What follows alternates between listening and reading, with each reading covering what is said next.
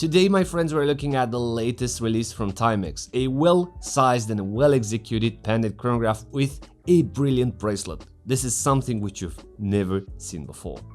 So, Timex recently launched the beautiful 39mm Waterbury Heritage Chronograph Panda, which is a well-sized quartz chronograph which emulates a mechanical movement, inspired in my opinion from one of the most trending chronographs nowadays, the Panda Chrono.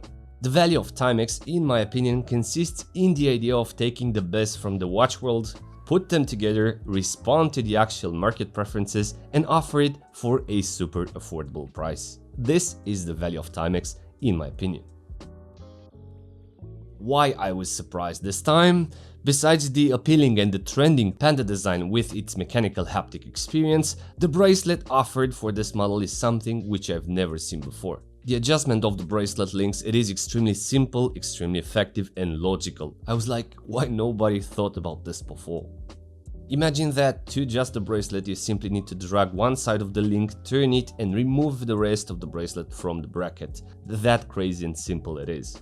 This type of bracelet adjustment can be found normally on German high-end bracelets like the Glashütte Original CQ, which had something similar. So yeah, super important offering from Timex, especially when we look at the price, which costs only 250 euros with the newsletter subscription discount of 20%, otherwise it's 320 or so.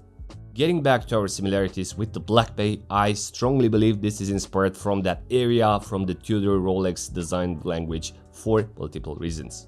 Firstly, it's the shape of the case, which feels to be pretty inspired from the Oyster case design language. The screwing pushers, the bezel and the dial layout feels kind of a budget alternative of how the Tudor Black Bay chronograph should have been sized on a 40mm case. I'm mentioning that because the chronograph line from Tudor is still offered in 42mm, which is not that inclusive size-wise for a lot of people. So Timex did what Tudor couldn't.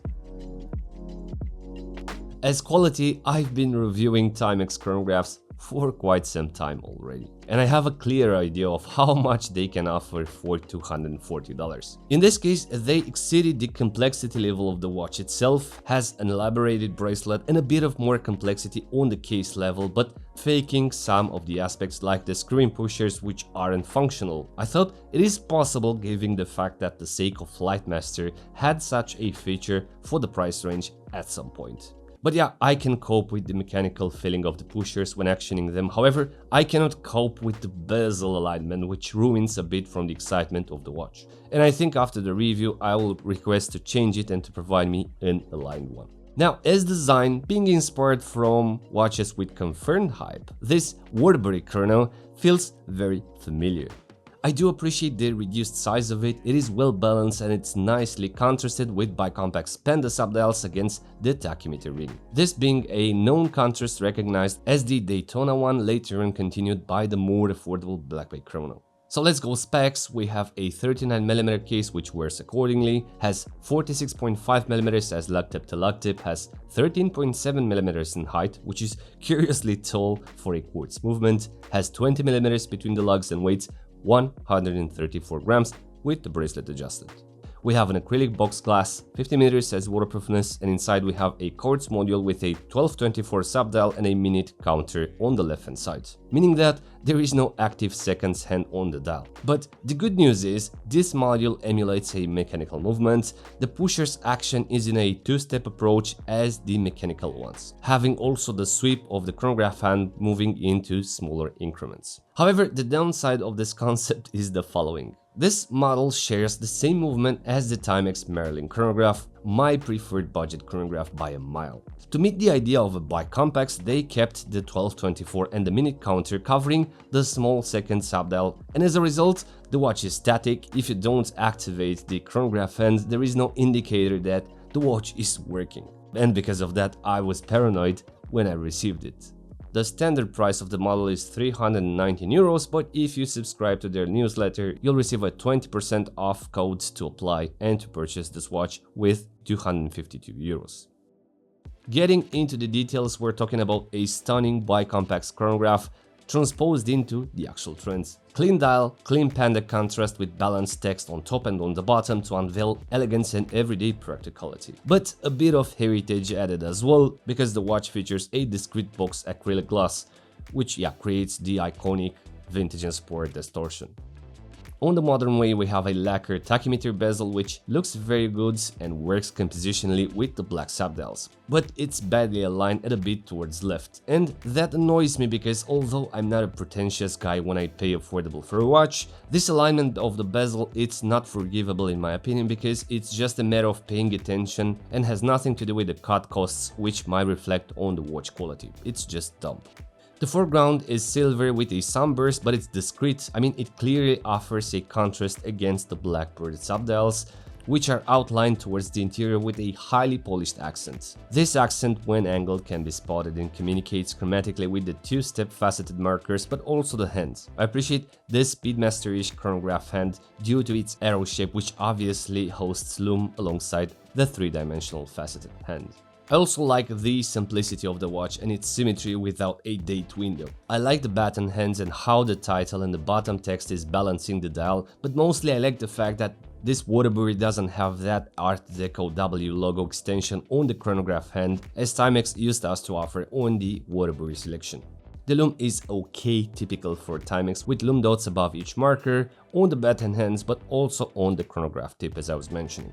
I always appreciate the fact that they're not cutting cost-wise the lume no matter the price range. The case, as I was mentioning, it's simple and well refined. There is a step up in the brushing level in my opinion, which can be found on the bracelet rhythm as well. So the case angles-wise is pretty basic, the side facet unifies with the top one without any polished transitional chamfer as Rolex and Tudor does. I like how the case blends as a volume with the polished end links. It creates a modern unitary volume with a premium look. This model comes in two versions, the Panda dial but also the gilt dial, which is in my opinion a missed opportunity. I think they've added too many gold accents on the bezel and the pushers. It's actually similar to my steel and gold Black Bay Chrono. But a Black Bay Chrono which is basically 20 times more cheaper, sized correctly at 39mm and contrasted accordingly. It's a looker on the wrist, it pops, it offers the desired panda contrast and it doesn't look affordable at all. I like the way the case blends with the bracelet, it feels authentic, the quality of the bracelet is very good, although it has a discrete taper from 20mm to 18mm, the manual adjusting of the sizing is simply brilliant. But hold on, it works with leather straps as well, as I hosted it into this 7 Friends and Watches leather or on the curved rubber as well. And although it has 13.5mm in height, on the wrist the watch profile lays down on the wrist surface. Basically the fatty case back gets buried on the wrist and it looks alright. Overall, I do enjoy how Timex transposed this concept of bicompax Panda Chronograph inspired from Tudor but sized accordingly at 39mm. Uber surprised by the way the sizing of the bracelet can be adjusted. I've never seen such a simple way to drag and remove the links without any tools or a watchmaker knowledge to adjust the bracelet in 2025. It's just brilliant. So yeah, these are my initial thoughts in regard to this Waterbury Heritage Chronograph. With the usual curiosity, what do you think about this model? Please let me know in the comments below. And as usual, if you're new around, please consider subscribing for future episodes. Thank you very much, thanks for watching, and until next time, be brave and stay safe.